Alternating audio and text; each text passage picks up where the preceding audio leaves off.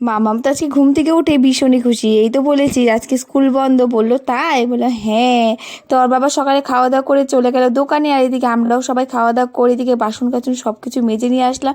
আর এদিকে এই যে বৃষ্টি বৃষ্টি ওয়েদার, কত যে কাপড় জমে রয়েছে, বিয়ে বাড়ি থেকে এসেছি, যাই হোক কয়েকটা ভাবলাম ধুয়ে দিই। আকাশের যে অবস্থা সেটা দেখে তো মনে হচ্ছে না আজকে যে কাপড় শুকাবে, কিন্তু তাও ধুয়ে দিয়েছি, কারণ ওই তো নয়তো আর এতগুলো কাপড় জমে যাবে, তখন ধুতে আবার অনেক কষ্ট হবে। আর যখন দিদির ঘর থেকে কালকে এসেছি তখন না দিদি আমাকে একটা গাছ দিয়ে দিয়েছিল, নাকচম্পা গাছ। দিদির কাছে একটা গাছ ছিল, সেই ডালটা একটা ভেঙে গেছিল, সেই ডালটা আর কি দিদি এমনি একটা মাটিতে রেখে দিয়েছিল, সেখান থেকে এই গাছটা হয়ে গেছিল। তো আমি বুকিং করে নিয়েছিলাম যেটা আমিই নেবো। গাছটা এনেছিলাম কালকে, কিন্তু কালকে আর লাগানো হয়নি, আজকে লাগিয়েলাম। আর এই টপটা কিন্তু দিদি আমাকে দিয়েছে, রয়েছে অনেক, কিন্তু এই গাছপালা না লাগিয়ে আমার একদমই শান্তি হয়েছিল না। গাছপালা লাগিয়ে দিয়ে রান্নাঘরের দিকে চলে এসেছি, তাড়াতাড়ি করে রান্না বান্না বসিয়ে দিয়েছি। অল্প কয়েক টুকরো পনির ছিল, সেটা দিয়ে বাটার পনির বানিয়েছি, চচ্চড়ি বানিয়েছি। এর মধ্যে মাও চলে এসেছিল মামা বাড়ি থেকে। এদিকে মামা বাড়ি থেকে মা কত কিছু নিয়ে এসেছে, সব কিছু কিন্তু মামা পাঠিয়েছে।